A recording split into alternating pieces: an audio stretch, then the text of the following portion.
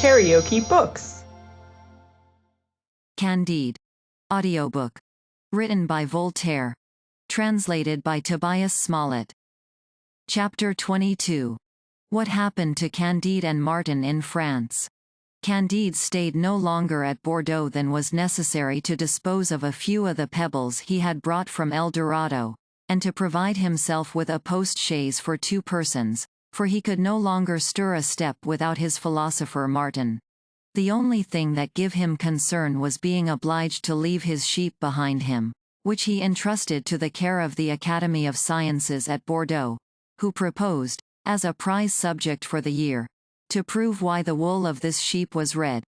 And the prize was adjudged to a northern sage, who demonstrated by A plus B minus C, divided by Z, that the sheep must necessarily be red, and die of the mange. In the meantime, all travelers whom Candide met with in the inns, or on the road, told him to a man, that they were going to Paris. This general eagerness gave him likewise a great desire to see this capital, and it was not much out of his way to Venice. He entered the city by the suburbs of Saint Marceau, and thought himself in one of the vilest hamlets in all Westphalia. Candide had not been long at his inn, before he was seized with a slight disorder, owing to the fatigue he had undergone. As he wore a diamond of an enormous size on his finger and had among the rest of his equipage a strong box that seemed very weighty, he soon found himself between 2 physicians, whom he had not sent for, a number of intimate friends whom he had never seen, and who would not quit his bedside, and 2 women devotees, who were very careful in providing him hot broths. "I remember," said Martin to him, "that the first time I came to Paris I was likewise taken ill. I was very poor, and accordingly I had neither friends, nurses, nor physicians, and yet I did very well. However, by dint of purging and bleeding, Candide's disorder became very serious. The priest of the parish came with all imaginable politeness to desire a note of him, payable to the bearer in the other world. Candide refused to comply with his request, but the 2 devotees assured him that it was a new fashion. Candide replied, that he was not one that followed the fashion. Martin was for throwing the priest out of the window. The clerk swore Candide should not have Christian burial. Martin swore in his turn that he would bury the clerk alive if he continued to plague them any longer. The dispute grew warm. Martin took him by the shoulders and turned him out of the room, which gave great scandal, and occasioned a procès verbal. Candide recovered, until he was in a condition to go abroad, had a great deal of good company to pass the evenings with him in his chamber. They played deep. Candide was surprised to find he could never turn a trick, and Martin was not at all surprised at the matter. Among those who did him the honors of the place was a little spruce abbé of Perigord, one of those insinuating, busy, fawning, impudent, necessary fellows, that lay wait for strangers on their arrival, tell them all the scandal of the town, and offer to minister to their pleasures at various prices. This man conducted Candide and Martin to the playhouse. They were acting a new tragedy. Candide found himself placed near a cluster of wits. This, however, did not prevent him from shedding tears at some parts of the piece which were most affecting, and best acted. One of these talkers said to him between acts, "You are greatly to blame to shed tears. That actress plays horribly, and the man that plays with her still worse, and the piece itself is still more execrable than the representation. The author does not understand a word of Arabic, and yet he has laid his scene in Arabia, and what is more, he is a fellow who does not believe in innate ideas. Tomorrow I will bring you a score of pamphlets that have been written against him." "Pray, sir," said Candide to the abbé, "how many theatrical pieces have you in France?" 5 or 6,000, replied the abbé. "Indeed. That is a great number," said Candide, "but how many good ones may there be?" "About 15 or 16. "Oh, that is a great number," said Martin. Candide was greatly taken with an actress, who performed the part of Queen Elizabeth in a dull kind of tragedy that is played sometimes. "That actress," said he to Martin, "pleases me greatly. She has some sort of resemblance to Miss Cunegonde." I should be very glad to pay my respects to her. The Abbé of Périgord offered his service to introduce him to her at her own house. Candide, who was brought up in Germany, desired to know what might be the ceremonial used on those occasions, and how a Queen of England was treated in France. There is a necessary distinction to be observed in these matters, said the Abbé. In a country town we take them to a tavern. Here in Paris, they are treated with great respect during their lifetime, provided they are handsome, and when they die we throw their bodies upon a dunghill. How? Said Candide, throw a queen's body upon a dunghill. The gentleman is quite right, said Martin, he tells you nothing but the truth. I happened to be at Paris when Miss Monimia made her exit, as one may say, out of this world into another. She was refused what they call here the rites of sepulture. That is to say, she was denied the privilege of rotting in a churchyard by the side of all the beggars in the parish. They buried her at the corner of Burgundy Street, which must certainly have shocked her extremely, as she had very exalted notions of things. This is acting very impolitely, said Candide. Lord, said Martin, what can be said to it? It is the way of these people. Figure to yourself all the contradictions, all the inconsistencies possible, and you may meet with them in the government, the courts of justice, the churches, and the public spectacles of this odd nation. Is it true, said Candide, that the people of Paris are always laughing? Yes, replied the Abbé, but it is with anger in their hearts. They express all their complaints by loud bursts of laughter, and commit the most detestable crimes with a smile on their faces. Who was that great overgrown beast, said Candide, who spoke so ill to me of the piece with which I was so much affected, and of the players who gave me so much pleasure? A very good-for-nothing sort of a man, I assure you, answered the Abbé. One who gets his livelihood by abusing every new book and play that is written or performed. He dislikes much to see anyone meet with success, like eunuchs, who detest everyone that possesses those powers they are deprived of. He is one of those vipers in literature who nourish themselves with their own venom, a pamphlet monger. A pamphlet monger, said Candide, what is that? Why, a pamphlet monger, replied the Abbé, is a writer of pamphlets, a fool. Candide, Martin, and the Abbé of Périgord argued thus on the staircase, while they stood to see the people go out of the playhouse. Though I am very anxious to see Miss Cunegonde again, said Candide, yet I have a great inclination to sup with Miss Clairon, for I am really much taken with her. The Abbé was not a person to show his face at this lady's house, which was frequented by none but the best company. She is engaged this evening, said he, but I will do myself the honor to introduce you to a lady of quality of my acquaintance, at whose house you will see as much of the manners of Paris as if you had lived here for 40 years. Candide, who was naturally curious, suffered himself to be conducted to this lady's house, which was in the suburbs of Saint-Honoré. The company was engaged at basset. 12 melancholy punters held each in his hand a small pack of cards, the corners of which were doubled down, and were so many registers of their ill fortune. A profound silence reigned throughout the assembly. A pallid dread had taken possession of the countenances of the punters, and restless inquietude stretched every muscle of the face of him who kept the bank. And the lady of the house, who was seated next to him, observed with lynx's eyes every play made, and noted those who tallied, and made them undouble their cards with a severe exactness, though mixed with a politeness, which she thought necessary not to frighten away her customers. This lady assumed the title of Marchioness of Paralignac.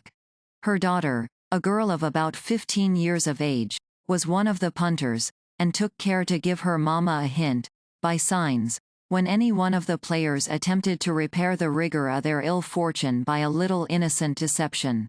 The company were thus occupied when Candide, Martin, and the Abbé made their entrance. Not a creature rose to salute them, or indeed took the least notice of them, being wholly intent upon the business at hand.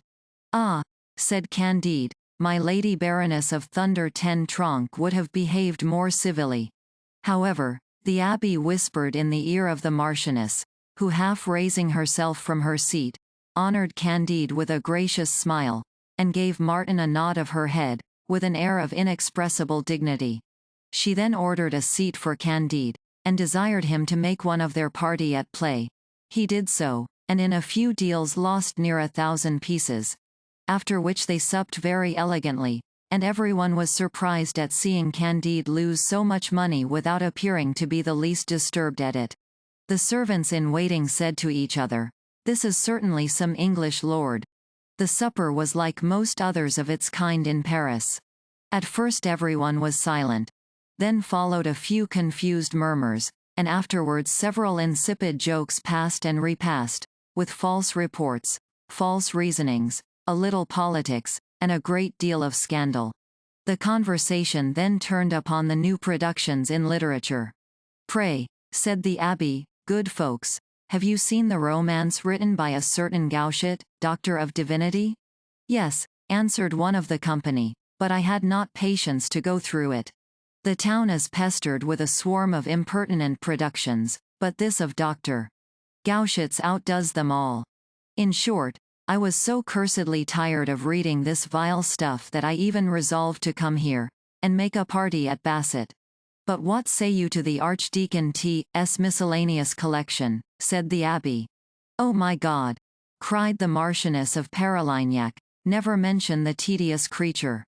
Only think what pains he is at to tell one things that all the world knows, and how he labors an argument that is hardly worth the slightest consideration. How absurdly he makes use of other people's wit. How miserably he mangles what he has pilfered from them. The man makes me quite sick. A few pages of the good Archdeacon are enough in conscience to satisfy anyone." There was at the table a person of learning and taste, who supported what the Marchioness had advanced. They next began to talk of tragedies. The lady desired to know how it came about that there were several tragedies, which still continued to be played, though they would not bear reading. The man of taste explained very clearly how a piece may be in some manner interesting without having a grain of merit. He showed, in a few words, that it is not sufficient to throw together a few incidents that are to be met with in every romance, and that to dazzle the spectator the thoughts should be new, without being far-fetched, frequently sublime, but always natural.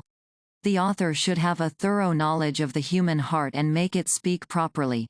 He should be a complete poet, without showing an affectation of it in any of the characters of his piece. He should be a perfect master of his language, speak it with all its purity, and with the utmost harmony, and yet so as not to make the sense a slave to the rhyme. Whoever, added he, neglects any one of these rules, though he may write 2 or 3 tragedies with tolerable success, will never be reckoned in the number of good authors. There are very few good tragedies. Some are idylls, in very well-written and harmonious dialogue, and others a chain of political reasonings that set one asleep, or else pompous and high-flown amplification, that disgust rather than please. Others again are the ravings of a madman, in an uncouth style, unmeaning flights, or long apostrophes to the deities, for want of knowing how to address mankind. In a word, a collection of false maxims and dull commonplace. Candide listened to this discourse with great attention, and conceived a high opinion of the person who delivered it. And as the Marchioness had taken care to place him near her side, he took the liberty to whisper her softly in the ear and ask who this person was that spoke so well. "He is a man of letters," replied her ladyship, "who never plays, and whom the abbé brings with him to my house sometimes to spend an evening. He is a great judge of writing, especially in tragedy. He has composed one himself, which was damned, and has written a book that was never seen out of his bookseller's shop, excepting only one copy, which he sent me with a dedication, to which he had prefixed my name." "Oh, the great man!" cried Candide. "He is a second Pangloss." Then turning towards him, "Sir," said he, "you are doubtless of opinion that everything is for the best in the physical and moral world, and that nothing could be otherwise than it is." "Aye, sir," replied the man of letters, "I think no such thing, I assure you. I find that all in this world is set the wrong end uppermost. No one knows what is his rank, his office, nor what he does, nor what he should do. With the exception of our evenings, which we generally pass tolerably merrily, the rest of our time is spent in idle disputes and quarrels, Jansenists against Mollenists, the Parliament against the Church, and one armed body of men against another, courtier against courtier, husband against wife, and relations against relations. In short, this world is nothing but one continued scene of civil war. Yes, said Candide, and I have seen worse than all that. And yet a learned man, who had the misfortune to be hanged, taught me that everything was marvellously well, and that these evils you are speaking of were only so many shades in a beautiful picture. Your hempen sage, said Martin, laughed at you. These shades, as you call them, are most horrible blemishes. The men make these blemishes, rejoined Candide, and they cannot do otherwise. Then it is not their fault, added Martin. The greatest part of the gamesters, who did not understand a syllable of this discourse, amused themselves with drinking, while Martin reasoned with the learned gentleman and Candide entertained the lady of the house with a part of his adventures. After supper the Marchioness conducted Candide into her dressing-room, and made him sit down under a canopy. Well, said she, are you still so violently fond of Miss Cunegonde of Thunder Ten Tronckh? Yes, madam, replied Candide. The Marchioness said to him with a tender smile, you answer me like a young man born in Westphalia. A Frenchman would have said, it is true, madam, I had a great passion for Miss Cunegonde. But since I have seen you, I fear I can no longer love her as I did. Alas! Madam, replied Candide, I will make you what answer you please. You fell in love with her, I find, in stooping to pick up her handkerchief which she had dropped. You shall pick up my garter. With all my heart, madam, said Candide, and he picked it up. But you must tie it on again, said the lady. Candide tied it on again. Look ye, young man, said the Marchioness, you are a stranger. I make some of my lovers here in Paris languish for me a whole fortnight. But I surrender to you at first sight, because I am willing to do the honors of my country to a young Westphalian.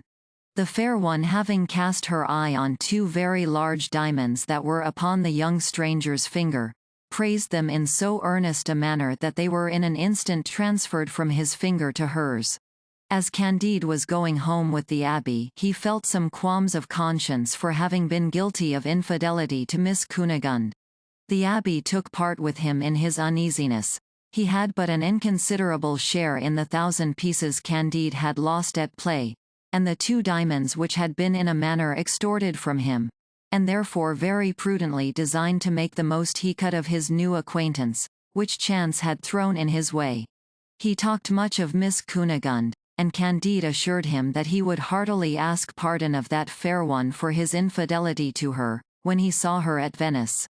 The abbé redoubled his civilities and seemed to interest himself warmly in everything that Candide said, did, or seemed inclined to do. And so, sir, you have an engagement at Venice? Yes, Monsieur l'Abbé, answered Candide. I must absolutely wait upon Miss Cunegonde, and then the pleasure he took in talking about the object he loved, led him insensibly to relate, according to custom, part of his adventures with that illustrious Westphalian beauty. I fancy, said the abbé, Miss Cunegonde has a great deal of wit, and that her letters must be very entertaining. I never received any from her, said Candide. For you are to consider that, being expelled from the castle upon her account, I could not write to her, especially as soon after my departure I heard she was dead. But thank God I found afterwards she was living. I left her again after this, and now I have sent a messenger to her near 2,000 leagues from here, and wait here for his return with an answer from her. The artful abbé let not a word of all this escape him, though he seemed to be musing upon something else. He soon took his leave of the 2 adventurers, after having embraced them with the greatest cordiality. The next morning, almost as soon as his eyes were open, Candide received the following billet. My dearest lover, I have been ill in this city these 8 days. I have heard of your arrival, and should fly to your arms were I able to stir. I was informed of your being on the way hither at Bordeaux, where I left the faithful Cacambo, and the old woman, who will soon follow me. The governor of Buenos Aires has taken everything from me but your heart, which I still retain. Come to me immediately on the receipt of this. Your presence will either give me new life, or kill me with the pleasure." At the receipt of this unexpected letter, Candide felt the utmost transports of joy. Though, on the other hand, the indisposition of his beloved Miss Cunegonde overwhelmed him with grief. Distracted between these two passions, he took his gold and his diamonds, and procured a person to conduct him and Martin to the house where Miss Cunegonde lodged. Upon entering the room he felt his limbs tremble, his heart flutter, his tongue falter. He attempted to undraw the curtain, and called for a light to the bedside. "Lord, sir," cried a maidservant, who was waiting in the room, "take care what you do. Miss cannot bear the least light," and so saying she pulled the curtain close again. "Cunegonde." "My dear," cried Candide, bathed in tears, "how do you do? If you cannot bear the light, speak to me at least." "Alas! She cannot speak," said the maid. The sick lady then put a plump hand out of the bed, and Candide first bathed it with tears, then filled it with diamonds, leaving a purse of gold upon the easy chair. In the midst of his transports came an officer into the room, followed by the abbé, and a file of musketeers. "There," said he, "are the two suspected foreigners." At the same time he ordered them to be seized and carried to prison. "Travelers are not treated in this manner in the country of El Dorado," said Candide. "I am more of a Manichean now than ever," said Martin. "But pray, good sir, where are you going to carry us?" said Candide. "To a dungeon, my dear sir," replied the officer. When Martin had a little recovered himself, so as to form a cool judgment of what had passed, he plainly perceived that the person who had acted the part of Miss Cunegonde was a cheat, that the Abbé of Perigord was a sharper who had imposed upon the honest simplicity of Candide, and that the officer was a knave, whom they might easily get rid of. Candide, following the advice of his friend Martin, and burning with impatience to see the real Miss Cunegonde, rather than be obliged to appear at a court of justice, proposed to the officer to make him a present of 3 small diamonds, each of them worth 3,000 pistoles. "Ah, sir," said the understrapper of justice, "had you committed ever so much villainy, this would render you the honestest man living, in my eyes. 3 diamonds worth 3,000 pistoles. Why, my dear sir, so far from carrying you to jail, I would lose my life to serve you. There are orders for stopping all strangers, but leave it to me. I have a brother at Dieppe, in Normandy. I myself will conduct you thither, and if you have a diamond left to give him he will take as much care of you as I myself should." "But why," said Candide, "do they stop all strangers?" The Abbé of Perigord made answer that it was because a poor devil of the country of Atrebata heard somebody tell foolish stories, and this induced him to commit a parricide. Not such a one as that in the month of May, 1610, but such as that in the month of December in the year 1594, and such as many that have been perpetrated in other months and years, by other poor devils who had heard foolish stories. The officer then explained to them what the abbé meant. "Horrid monsters," exclaimed Candide, "is it possible that such scenes should pass among a people who are perpetually singing and dancing? Is there no flying this abominable country immediately, this execrable kingdom where monkeys provoke tigers? I have seen bears in my country, but men I have beheld nowhere but in El Dorado. In the name of God, sir," said he to the officer, "do me the kindness to conduct me to Venice, where I am to wait for Miss Cunegonde." "Really, sir," replied the officer, "I cannot possibly wait on you farther than Lower Normandy." So saying, he ordered Candide's irons to be struck off, acknowledged himself mistaken, and sent his followers about their business, after which he conducted Candide and Martin to Dieppe, and left them to the care of his brother. There happened just then to be a small Dutch ship in the harbour. The Norman, whom the other 3 diamonds had converted into the most obliging, serviceable being that ever breathed, took care to see Candide and his attendants safe on board this vessel, that was just ready to sail for Portsmouth in England. This was not the nearest way to Venice, indeed, but Candide thought himself escaped out of hell, and did not, in the least, doubt but he should quickly find an opportunity of resuming his voyage to Venice. KaraokeBooks.